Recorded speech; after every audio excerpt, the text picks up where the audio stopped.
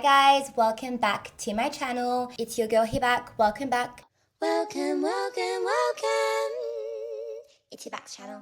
Today we're going to be talking about, is there a racial bias in diagnosing ADHD? Does everyone receive the same access to accurate diagnosis and care? Could implicit biases and cultural misunderstandings or systemic barriers be at play? In this video, we'll be uncovering the factors of contributing to potential barriers that's got to do with race and exploring the impact on children and their families. Let's dive into this discussion. So I work in this space. I'm an occupational therapist that works in tertiary mental health, and I am providing clinical based research and studies and articles, and also some of my professional experience as well, and my lived experience as well, because I actually am an ADHDer, well, an ADHDer. Just a disclaimer, this video is for informational purposes only, and this is not intended to substitute for health advice and advice in diagnosing and medical advice and treatment. This video has nothing to do with that. It's just purely information, uncovering of understanding if there is a bias. So if you are looking for medical advice and diagnoses and treatment, please consult your local healthcare provider, GP, pediatrician, psychiatrist. Consult them, because this is not the video. Another disclaimer, research that's got to do with ADHD is emerging and going to be continuously emerging. So it's ongoing. So while I reference the, link, the articles that I have listed here, just know that there might be new findings, there might be, new findings that may emerge while we're having this discussion. So just putting that out there as well. So what is ADHD? ADHD is a neurodevelopmental brain type, and it is characterized by executive dysfunction, occasioning symptoms of inattention, hyperactivity, impulsivity, and emotional dysregulation that are excessive and pervasive, impacting in multiple contexts. So there are three subtypes of ADHD. So there is inattentive presentation, hyperactive presentation, and the combined type. However, this is the biomedical model of ADHD. So the common argument surrounding the biomedical model of ADHD, there are no specific cognitive or neurological markers when diagnosing ADHD. There's no scans. It relies on subjective interpretation of ADHD. Which can create considerable uncertainty when diagnosing ADHD. And this theory is especially important when considering cultural factors. I think, it relies on, questionnaires, sending out questionnaires to teachers, sending out questionnaires to parents, observation of the child, and it relies on that rather than scanning. And I am not going against the whole diagnosing ADHD and but it is very important to consider when, diagnosing and who are we missing in diagnosing ADHD. Let's get into the statistics of ADHD diagnoses. I like stats. I love statistics. Provides some more information when you add numbers into them, and numbers are cute, numbers are hot.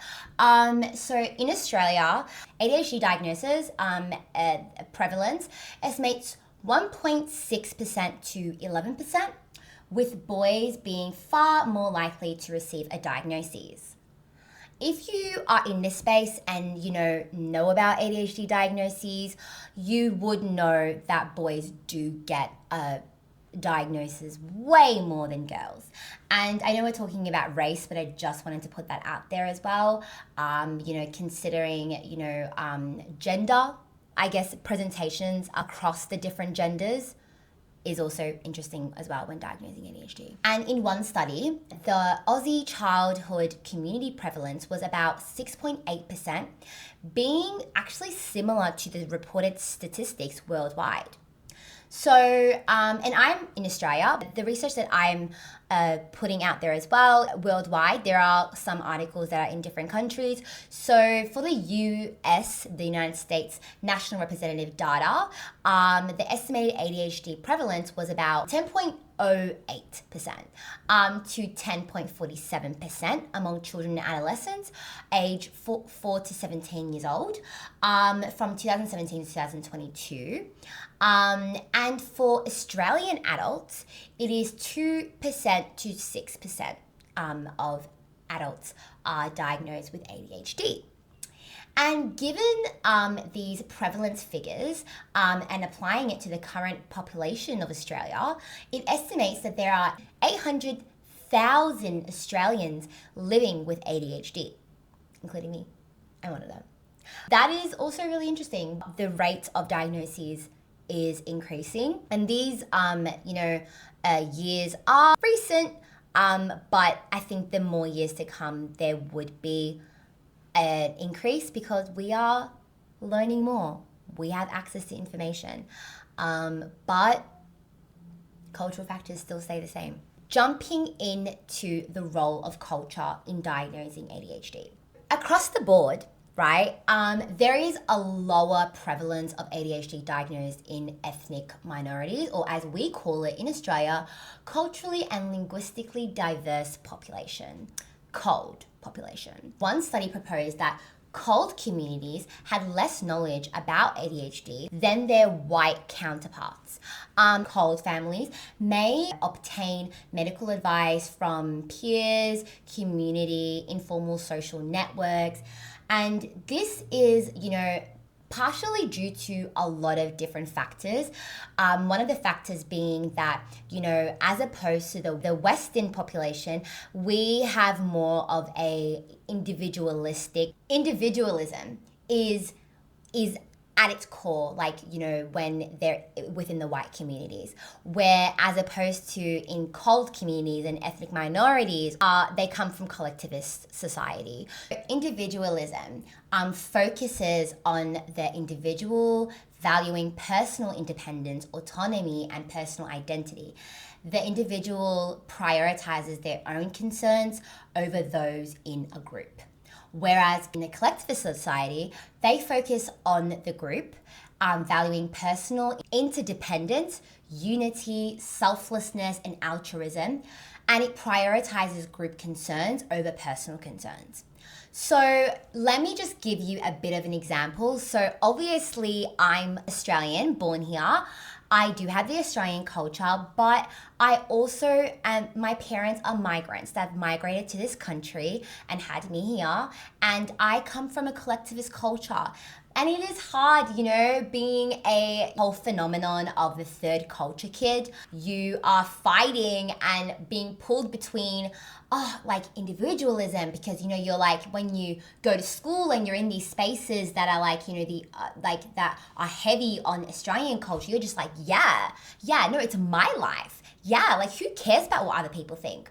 But when you go back home, there's the collectivist culture. People, your parents care what people think.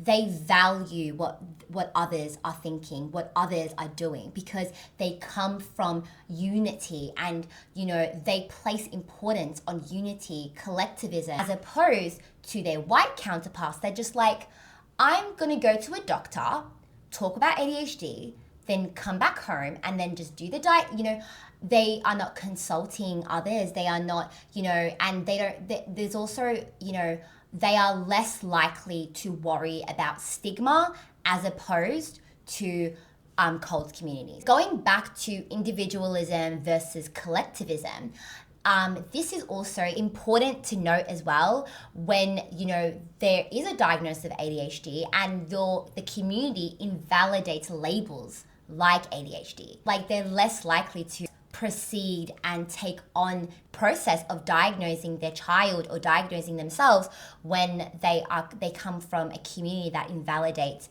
ADHD, I guess, and ADHD traits and the struggles that come with ADHD as well. And I guess another explanation in this study about the role of culture in diagnosing ADHD is that there each culture, like different cultures, have different thresholds for labeling behavior. So there are different ways of raising children.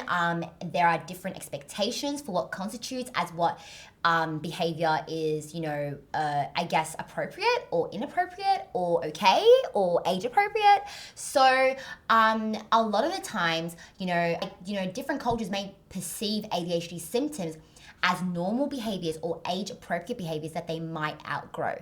So this is important in understanding, I guess, the power and the importance of how culture as a lens impacts the diagnosis of ADHD.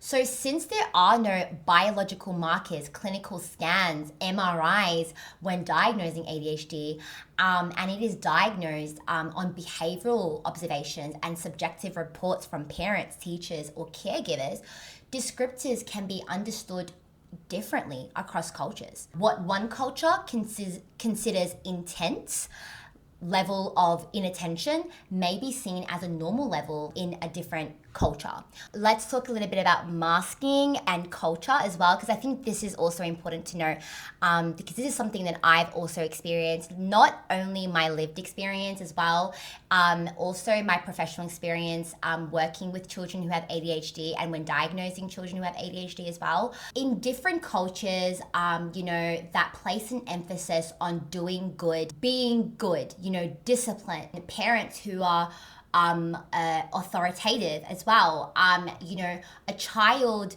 with ADHD will mask and are much more likely to conform and suppress their stimming, suppress their hyperactivity, suppress their fidgeting as well.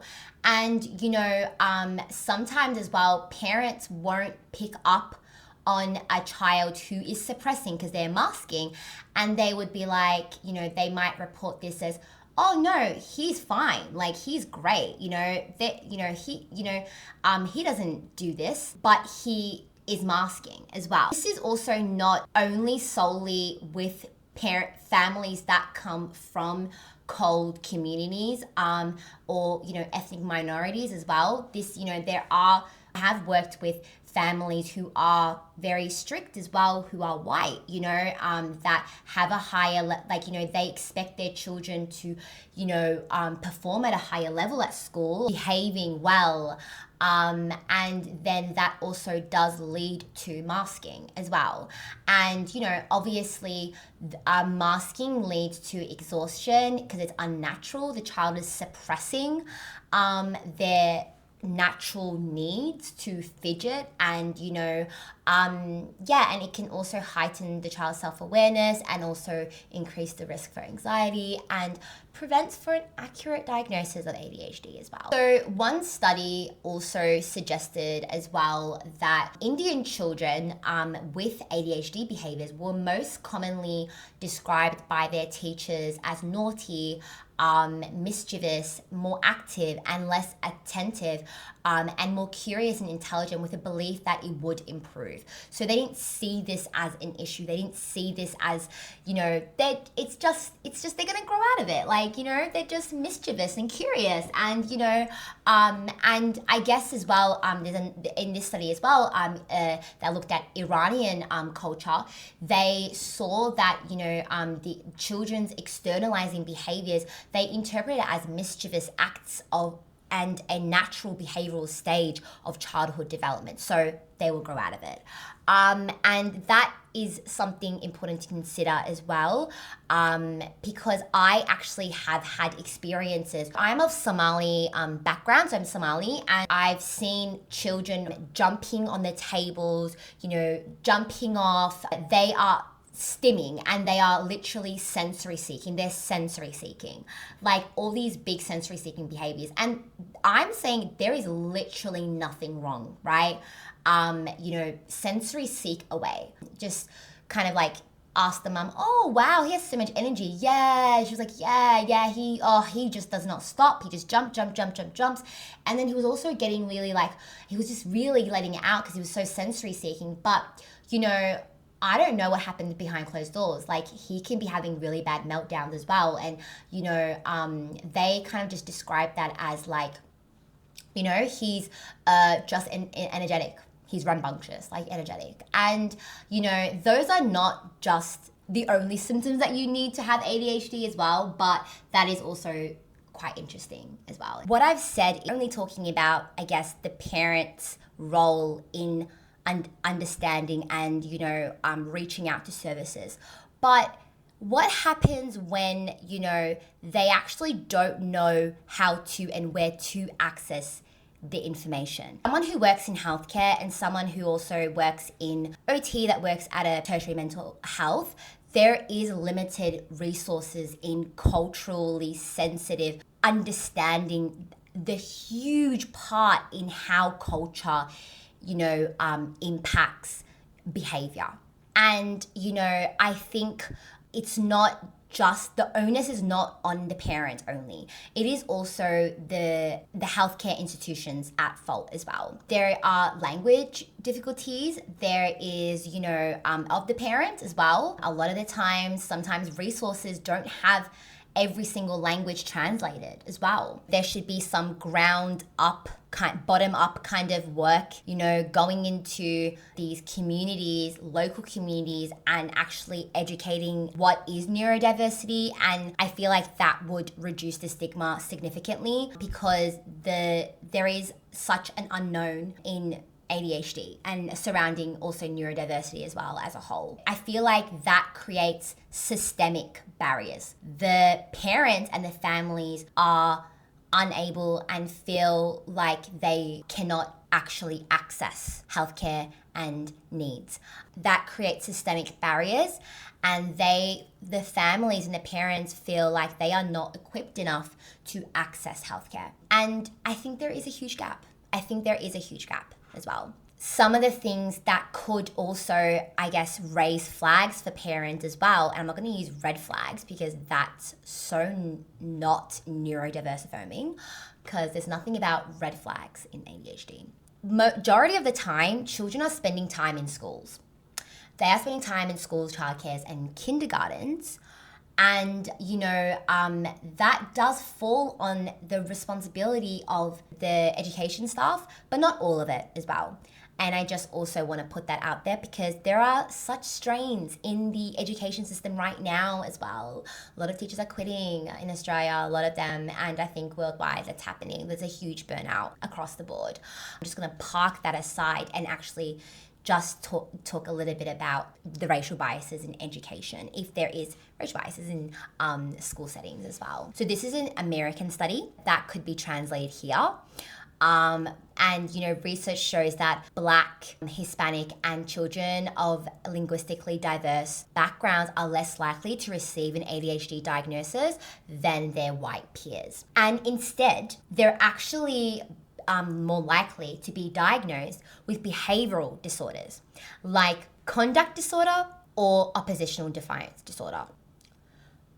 The way my skin flares up and I get a whole body rash when I hear oppositional defiance disorder, I hate that diagnosis. My opinion is I think it's a lazy diagnosis, and I think it's so outdated. It's like oppositional defiance disorder. Like, why is the child opposing? Why is a child defiant? Like, what is actually at play? They just see a child that, says, no, this, has really big meltdowns and aggression and things like that, and they just slap the ODD diagnosis. We're not considering, does he have a trauma background?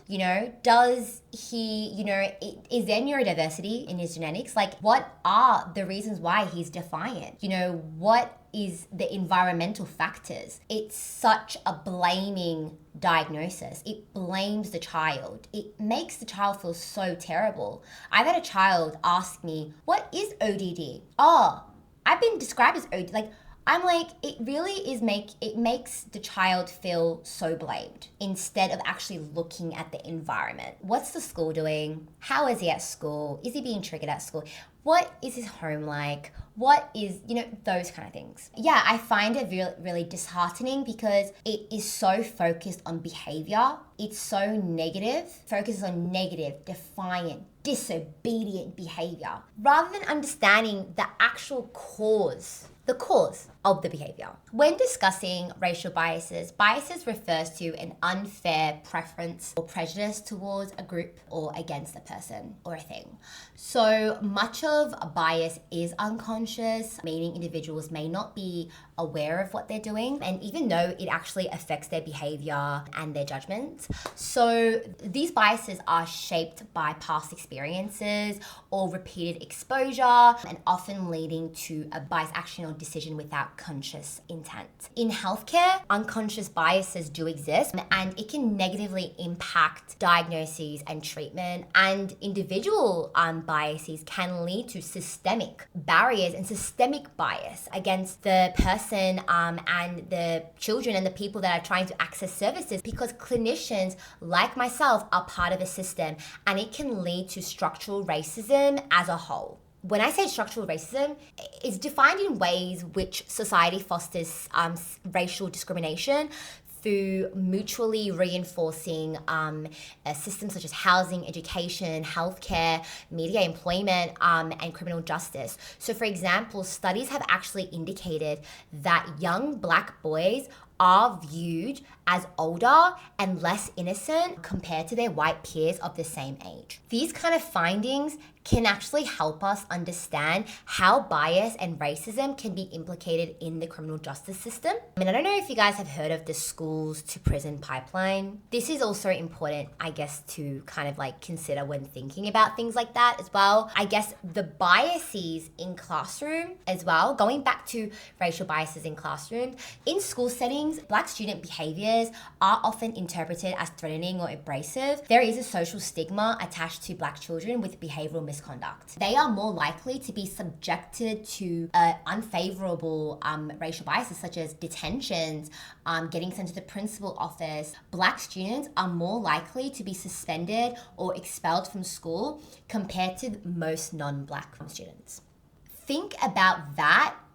And going back to biases, tying everything together in understanding, these teachers are the ones that we are sending, us healthcare professionals are sending questionnaires to the teachers. And again, disclaimer, I'm not saying this has happened to me. This is something that is it's information. When ADHD diagnosis relies heavily on teacher reports and parents' reports, these biases are an additional barrier in getting diagnosed. And statistics show that in an article in 2020, that only 18% of big, wide United States in America are people of color, 18%. So that means 82% of teachers are white.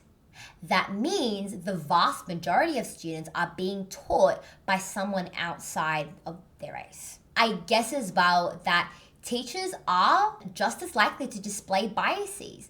Just like clinicians, just like clinicians, and just like any other person in the world, we are human.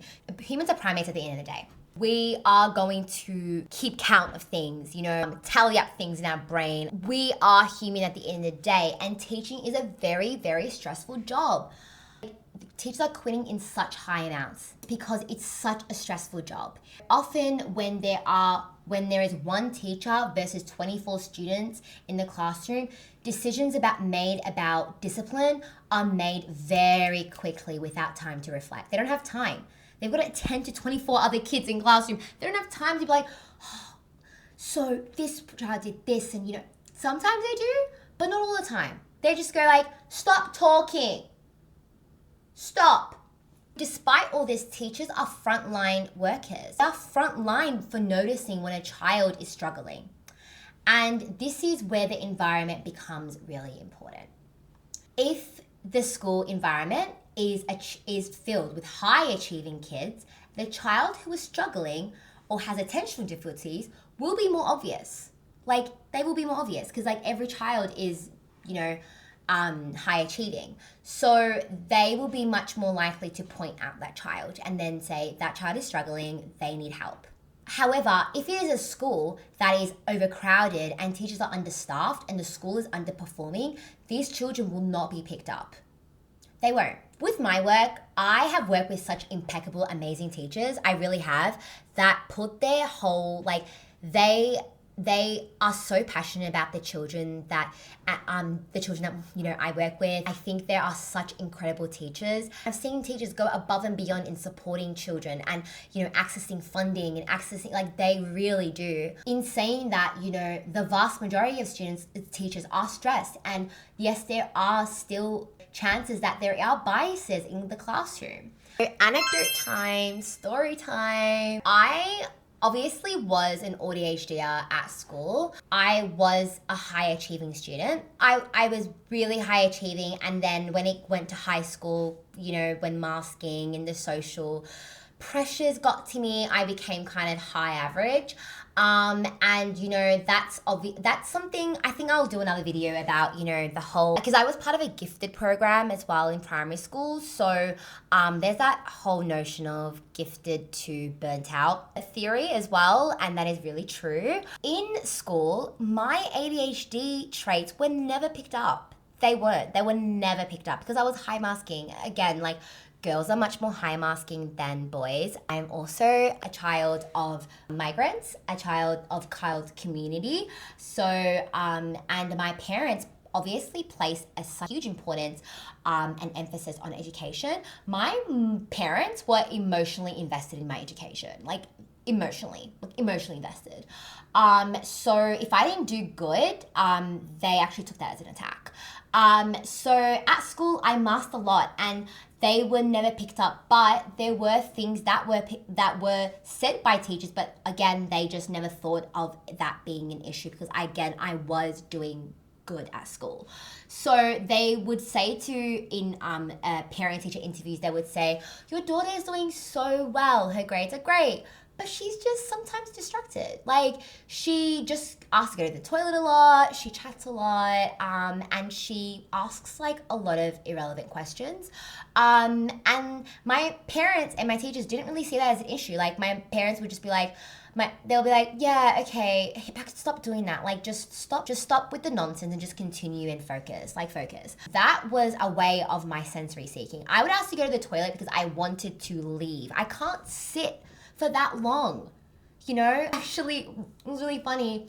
I worked a job once, and it was a desk job, and I literally would go to the toilet every 30 minutes, and I convinced my managers that I actually had a bladder issue. I didn't know I had ADHD at the time. I actually did not know. I actually thought something was wrong. Like, I just needed to go to the toilet. I just needed to go to the toilet. But something that wouldn't go to the toilet, it was just the fact that I just needed to get away. Like, I just needed to get away and stand up and walk around. I needed a brain break. Like, I was becoming understimulated. And that was a way to keep myself stimulated. In school as well, like in class, I would ask a lot of questions, even if I knew the answer, just so it would keep me stimulated and just facilitate conversation, a way for me to just go like, this is this. And the teacher would just be like, just answer, and then get into a little bit of a conversation. But it was a way to kind of break up and for me to not be as understimulated. Like, it's crazy how our brains and bodies work so naturally to actually keep ourselves regulated. It's insane. Being Somali as well, there's actually no word for ADHD as well. Like, there is no word for ADHD, and it's also quite similar to previous examples of Iranian and Indian culture, that the person will grow out of it. My parents would just say, oh, grow up, Hibak, when are you gonna grow up? And it's not like they, sometimes they just see ADHD traits as childish. Like, why are you fidgeting? Why can't you just sit still and be proper as an adult? CHILD communities, ethnic minorities also might have a misunderstanding of ADHD, particularly because of trauma.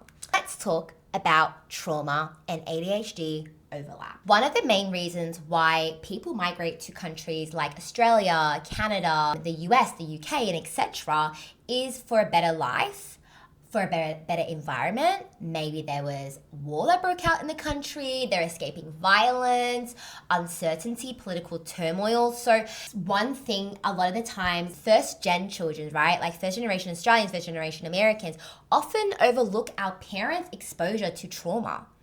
Our parents have trauma background, like they came from, political turmoil. They came to Australia for a reason. Everything was amazing and things like that. Then they would have just stayed.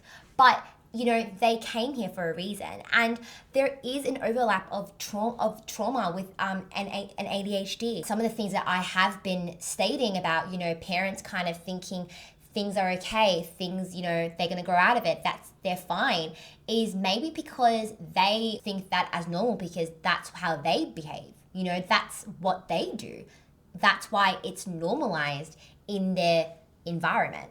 And, studies do show that the specific symptom overlap between complex trauma and ADHD are things like high distractibility, difficulty concentrating at school or at home, forgetfulness when trauma triggers are present, hyperarousal, hypervigilance, irritability, and this can be misinterpreted as the hyperactive subset of ADHD symptoms because they have difficulty concentrating, there's forgetfulness, there's irritability, hypervigilance. With ADHD, you can have sensory differences as well. So sensitivity to sounds, you can have sensitivities and avoidance with ADHD.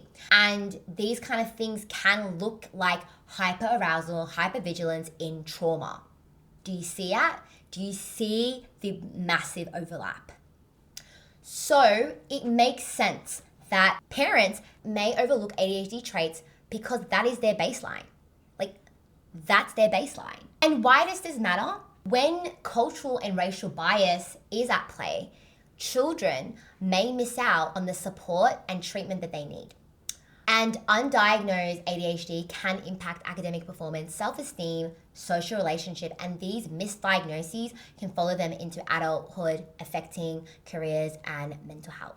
Lastly, accessing healthcare to diagnose ADHD. The individual's perception regarding etiology of cause of behavior of ADHD is important to consider since the individual will interpret behavior based on their own socio-cultural belief and experience. And individuals who do not perceive hyperactive behavior as a concern are less likely to seek medication or, seek diagnosis, and they are less likely to seek services to explain because they are like, this is just, they're gonna grow out of it, they're fine, that's just him, that's just her.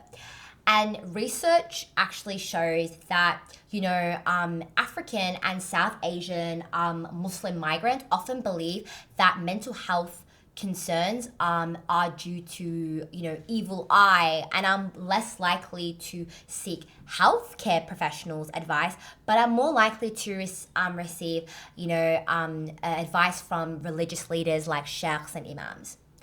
And, there's also a study that discusses ADHD in first and second generation migrant children and adolescents in Sweden, which I found so interesting because it found that most immigrant groups had lower ADHD rates, but second generation immigrants with foreign-born father and a native-born mother had a higher rate of diagnosing ADHD with variations depending on their countries, country of origin and region of origin. And immigrants from Scandinavian countries, North America, Latin America, and Caribbean countries showed higher risk for ADHD. And I found this really interesting as well because, again, the second generation migrants are more likely to seek out because, for example, I'm wondering, my future child, I'm wondering if they've got an ADHD diagnosis, I'm more likely to go and get the child diagnosed. But as opposed to my mum or as opposed to, parents that have recently migrated because, considering all the factors we've talked about. There could also be, I guess, cultural differences with family dynamics, gender roles, psychosocial environment, as well as socioeconomic factors like employment challenges among the migrant fathers as well. And also, the migrants also facing barriers such as healthcare access, such as stigma, language difficulties, and lower service usage. So if you've reached the end, I just wanted to thank you for watching. What are the next steps? Like, what can we do about what we've talked about? What can we do about the discussion?